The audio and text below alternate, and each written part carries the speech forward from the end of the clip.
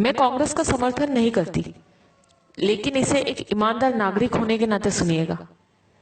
मोदी जी, 60 साल मत चिल्लाया करो। देश और जनता को उल्लू मत समझो। आप उस देश के प्रधानमंत्री हो जो देश 300 साल तक गुलाम रहा था, जिस देश को अंग्रेजों ने लूट खसोट कर इस देश की बागडोर को कांग्रेस को सौंपी थी।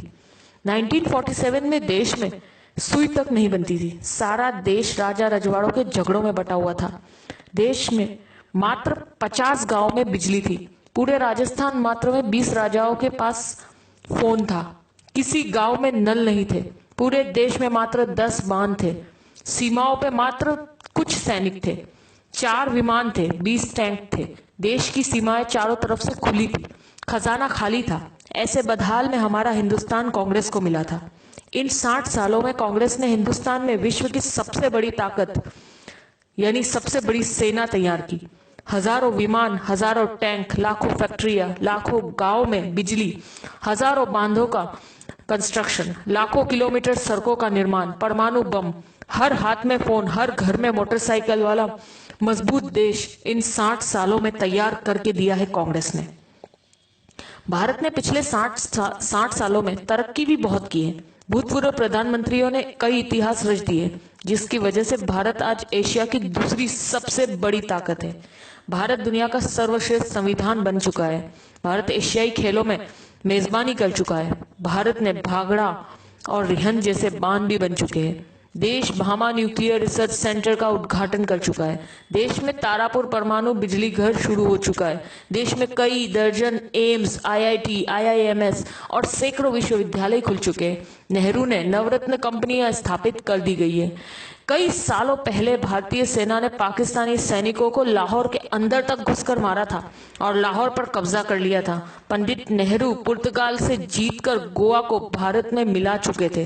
नेहरू जी ने इसरो यानी इंडियन स्पेस रिसर्च ऑर्गेनाइजेशन की शुरुआत भी कर दी थी। भारत में श्वेत क्रांति की शुरुआत हो चुकी थी। देश में उद्योगों का जाल बिछ चुका था। इंदिरा जी पाकिस्तान के 2 टुकड़े कर चुकी थी। पाकिस्तान 1 लाख सैनिकों और कमांडरों के साथ भारत को सरेंडर कर चुका था। तब भारत में बैंकों की राष्ट्रीयकरण हो चुका था। इंदिरा जी ने सिक्किम को देश में जोड़ लिया था। देश अनाज के बारे में आत्मनिर्भर हो चुका था।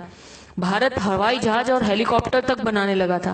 राजीव गांधी ने देश के घर घर में टीवी पहुंचा दिया था। देश में सुपर कंप्यूटर, टेलीविजन और सूचना क्रांति यानी इंफॉर्मेशन टेक्नोलॉजी पूरे भारत में स्थापित हो चुकी थी। जब मोदी प्रधानमंत्री जी की शपथ ले रहे थे, तब तक भारत सर्वाधिक विदेश मुद्रा के कोष वाले प्रथम 10 राष्ट्रों में शामिल हो चुका था। इनके अलावा Chandrayaan, Mangal mission, GSLV, metro, monorail, अंतर्राष्ट्रीय हवाई अड्डे, न्यूक्लियर पनडुब्बी, ढेरों मिसाइल, पृथ्वी, अग्नि, नाग, दर्जनों परमाणु संयंत्र, चेतक हेलीकॉप्टर, मिग, तेजस ड्रोन, अर्जुन टैंक, धनुष तोप, मिसाइल युक्त विमान, आईएनएस विक्रांत, विमान वाहक, ये सब उपलब्धियां देश ने मोदी के प्रधानमंत्री बनने से पहले हासिल कर ली थी। हर जागरूक नागरिक की तरह इस मैसेज को ज्यादा से ज्यादा ग्रुपों तक पहुंचाइए, ताकि मोदी जी और उनके जुमले गलत साबित हो सके। जी बार बार उनका पूछना कि 60 सालों में क्या हुआ, तो उन्हें पता चल सके और अंधभक्तों की आंखों से पट्टी उतर सके। जय हिंद, जय भारत।